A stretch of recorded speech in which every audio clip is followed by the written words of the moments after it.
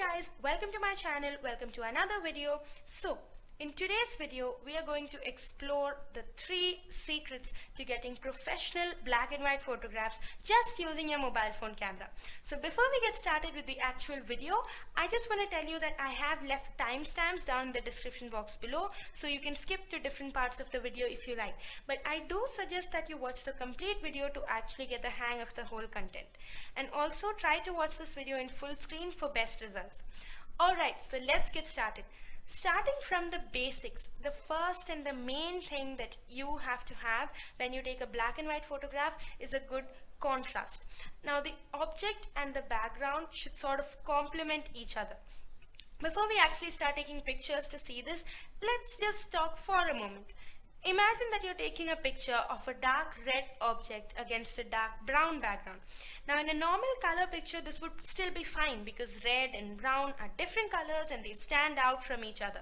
However, as you know, in black and white there is no red, no brown, only different shades of black. So if you take the same picture in black and white, then the dark red and the dark brown would look very similar, even the same.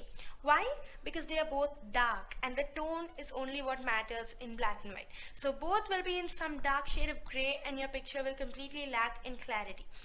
Now just to demonstrate this in a simple way, I have taken 2 dice, one black and one white. So first let's take the white one. Now this is a picture that I took with the white one against a light background, and as you can see it's not very beautiful for the simple reason that nothing is standing out. Now look at this white one against a dark background, and here as you can see the light versus dark tone looks beautiful and the object and the background complement each other perfectly. Now let's try this with the black dice. Again the dark object looks much better against a lighter background. Here is another example of a flower vase. So you can see how much the light versus dark or dark versus light contrast matters in black and white photography. Now we have seen this for single objects, and you might want to ask, what about landscapes? Well, take pictures of nature during the day when the trees and mountains stand up against the sky, which is a relatively lighter background. And if you want to take pictures of lit up buildings or monuments, then take them at night when the light stands up against a dark sky, as you can see in these pictures.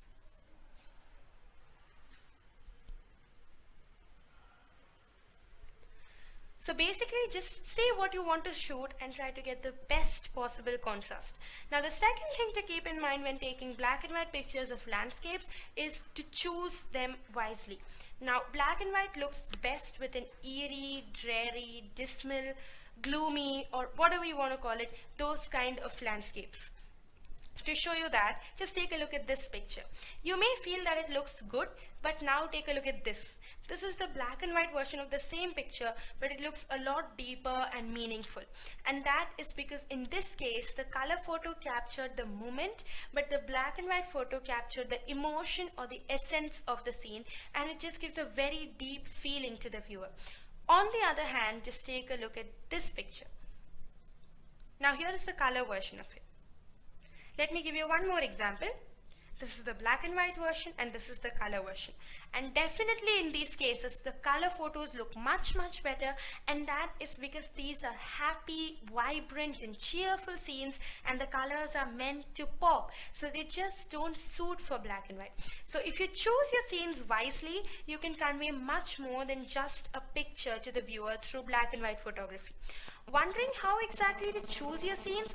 Don't worry, we will dive into that right after looking at the third secret, so keep watching till the end. Now the third secret about black and white photography is that it makes water look beautiful. Now I don't mean water bodies like lakes and rivers and ponds. I just mean water, like water droplets, water falling into a glass, etc. Let me just show you a few pictures that I took to give you a better idea on this. Now this is a picture of water falling into a glass, and I held up a bottle with one hand, turned off the lights and used the flash feature of my smartphone camera to take this picture. Now this is a picture of a water droplet almost falling off a wire, and I took this picture with a burst shot on my camera, on my smartphone camera. And this is a picture of a water droplet falling into a mug of water and again splattering there. and I just used one hand to drop water droplets into the cup, and with my other hand I took a burst shot and got that specific moment when it splattered.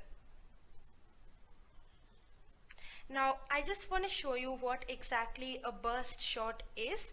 Now a burst shot is when you take your phone's camera and take pictures multiple times like this at once, and it really helps to capture that specific moment or a particular second, especially for water droplets. Now before we move on, let me just tell you, water does look good without black and white also, if you have a professional camera which can capture it clearly. And considering the quality of most smartphone cameras, black and white really helps to cancel out or reduce all the unnecessary colors and reflections and capture that crystal clear water. Just to show you that, a color photo of the same taken in a smartphone looks something like this. And as you can see, it doesn't have as much clarity as the black and white one. Alright, so we have finished with the 3 basic secrets to getting a good black and white photograph, and now it's time for the bonus. How exactly do you choose your scenes, or ideally what should a good black and white photograph express? So black and white photographs, as I told you before, express some emotions, and there are a few main things that it can usually express. First up, black and white photographs, as we saw before, can express a gloomy, moody, dismal or depressing scene. Now as we saw before, this is almost the same picture that we saw earlier. Let me just show that again. As you can see, just take a look at it like this. A stagnant water body with grass and weeds grown all over it, a worn out building, and least poetic electricity wires by the side. This is another picture which really gives a lonely, depressing feeling to the viewer. So concluding, a dreary and depressing scene will go best with black and white.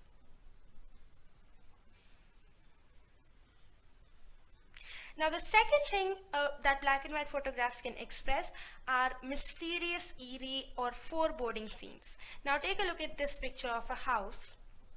And as you can see, it looks really mysterious, foreboding, and fills you with a slight sense of horror. Now, if you take the same picture in color, it would look something like this, and it doesn't give that deep feeling. And that is because black and white, as I told you, really helps to bring out the emotion or the essence in such scenes. Now the third thing that black and white photographs can express are human emotions. And by human emotions, I mean love, affection, hope, poverty, hard work, loneliness, etc. Now this is a picture of a helping hand, and it symbolizes hope, as you can see. And black and white really again helps to bring out the emotion. Now if you want to take a picture that symbolizes love, you can take a picture of a couple holding hands. For affection, you can take a child's hand against a mother's hand. For poverty, you can take the picture of a slum, or maybe something that really expresses the grief of poor people. For hard work, you can take a picture of a farmer working in his fields, or construction workers working in there at the sites. Or for loneliness, you can take a picture of a girl or a boy just sitting against a window staring out, just anything. The fourth thing that black and white photographs can express are patterns in nature. Now it has to be natural patterns to get that desired results. Now there are many different patterns in nature, all available around you, which can really be highlighted in black and white photographs. So let me just show you a few pictures that I took to give you a better idea.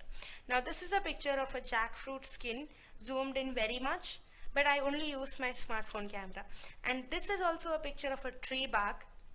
Now I chose very commonly available patterns. You can choose any natural pattern that you find amazing or interesting. The fifth thing that black and white photographs can express is daily life. Now black and white photographs can really bring out, or beautifully bring out, the moments of daily life, just ordinary moments of our everyday lives. So just take a look at these pictures to understand better.